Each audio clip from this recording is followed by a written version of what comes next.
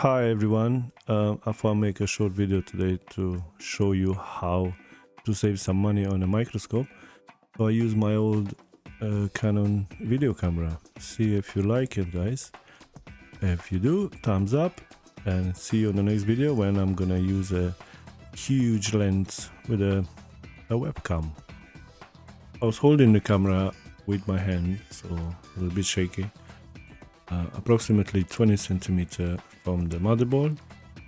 If you had it on a tripod or mounted on something, it would be much steadier, and with autofocus, I think you could do a great job.